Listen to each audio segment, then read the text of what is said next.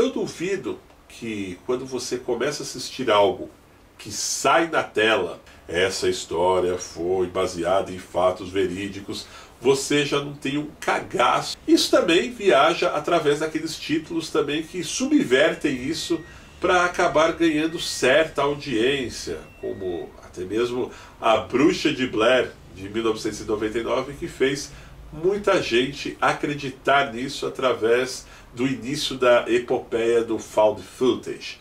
Mas o papo aqui é para valer. Vamos falar de histórias que realmente serviram de inspiração para esses filmes. Para a gente começar, o clássico do horror, O Exorcista, que na verdade foi baseado na história de um garoto lá nos Estados Unidos que nos anos 50 sofreu de uma terrível possessão demoníaca. Existem lendas ainda por detrás do filme que coisas estranhas e mal assombradas aconteceram no set de gravação de O Exorcista. Chegaram a chamar até mesmo uma líder espiritual que acabou apontando que energias maléficas e negativas estavam rondando não só os atores, como toda a produção. Eu tenho um vídeo especial que fala um pouco mais a respeito disso lá no meu outro canal, no Fato Notícias. Quero ver se eu linko aqui na descrição para vocês poderem estar acompanhando. E já que a gente está falando a respeito de década de 70, vamos lá para o ano de 1979, quando nós tivemos também Terror em Amityville. O filme que eu tenho que dizer para vocês que me deu um cagaço na época.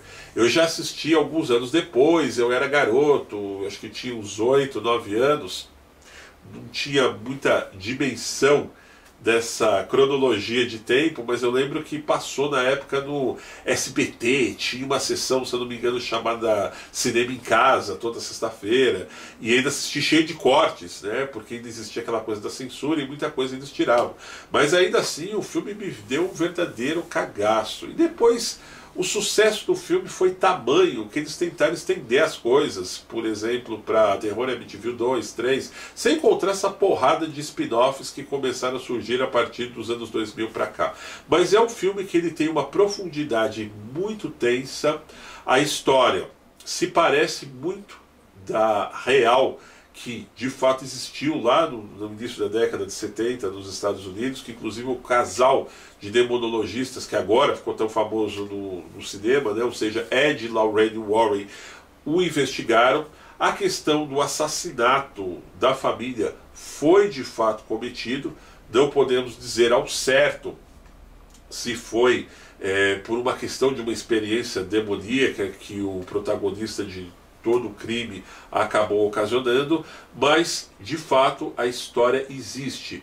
E juntando isso a todos os ingredientes de uma boa história de terror, com um roteiro interessante para a época que foi, faz Amityville ser sem dúvida nenhuma um dos grandes clássicos do terror, sobretudo inspirado em fatos reais. O Exorcismo de Emily Rose é um filme que não fez lá grande sucesso, apesar de, na época, ter causado muita polêmica.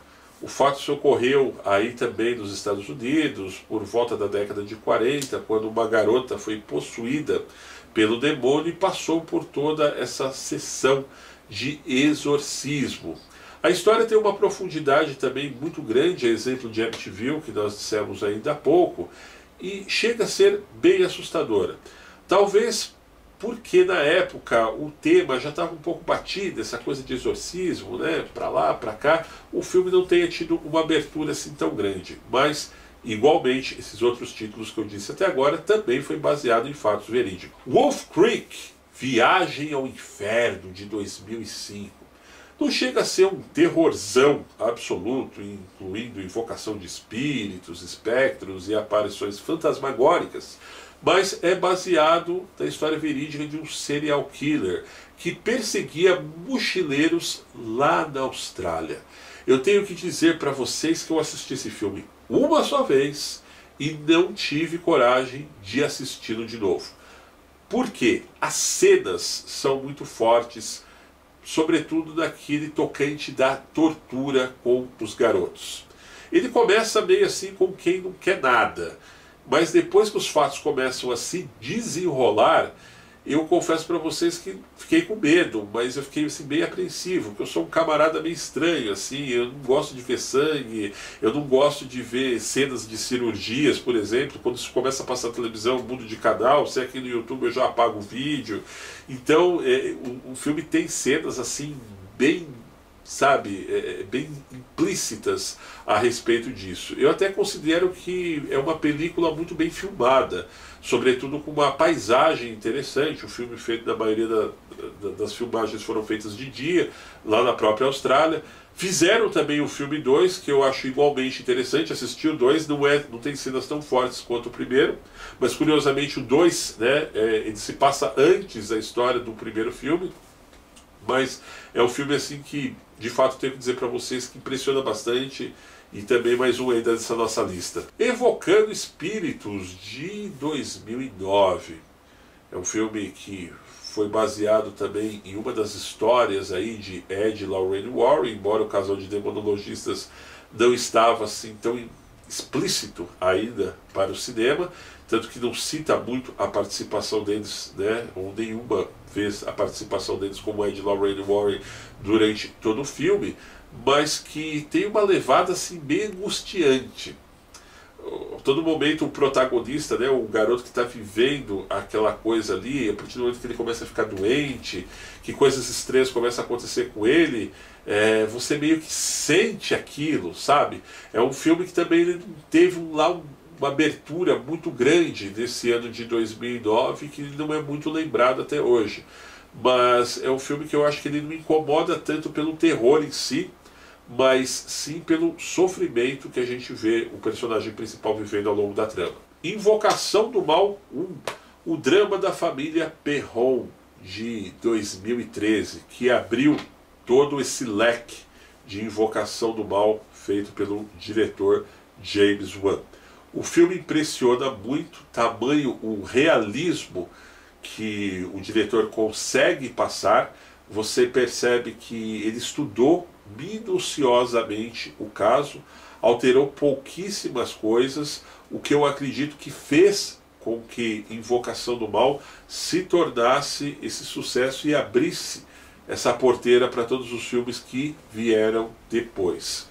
Lendo o livro, por exemplo, de Ed e Lorraine Warren, aquele primeiro que a Dark Side lançou, republicou aliás aqui no Brasil, você percebe a nitidez que o filme tem com os fatos que se desenrolaram durante a década de 70 com a família lá no interiorzão dos Estados Unidos. E é horripilante de fato. Eu lembro que, apesar de eu não ter gostado muito do final do filme, mas uma questão particular aqui, eu assisti ele à noite no cinema, fui sozinho ainda, não morava muito longe do cinema na época, mas voltei a pé para minha casa. Eu lembro que eu voltei sozinho, assim, já era 00:30 na rua, super impressionado, porque justamente isso, é um filme que ele consegue captar exatamente aquela essência dos fatos verídicos e transportá-los para a tela.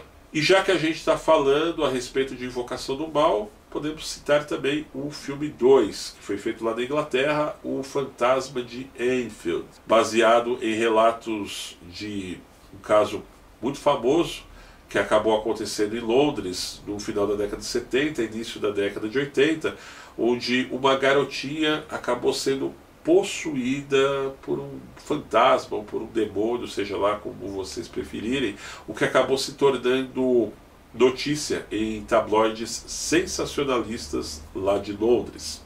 Eu lembro que logo quando surgiu a proposta do James Wan de estar lançando um filme, eu fiz um especial contando a verdadeira história, inclusive está aqui no canal, vou linkar para vocês também, quem tiver curiosidade de estar acompanhando depois, ok?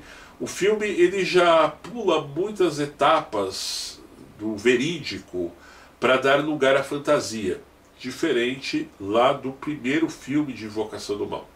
E o diretor acaba acrescentando elementos que de fato não tem nada a ver com a história, o que eu acredito que foge um pouco da realidade implícita do que aconteceu lá em Londres nessa época. Por exemplo, O tal do homem torto nunca existiu na história, o tal próprio Vala, que ou seja, a freira, nunca teve embutido dentro dessa história toda, mas a gente sabe que cinema é algo comercial, e se é algo comercial, o diretor tem que defender o dele, principalmente para poder abrir portas, como abriu para os spin-offs sequenciais que vieram a partir de então.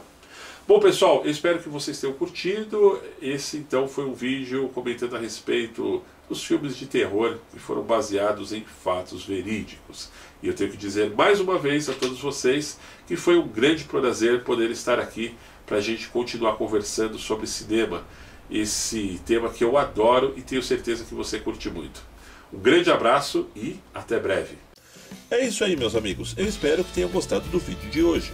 No entanto, não se esqueçam de se inscrever no canal, deixar o seu joinha e participar nos comentários. E para receber nossas novidades, acione a campanha de notificações, que está ali, bem ao lado do botão de inscritos. Um grande abraço e até breve.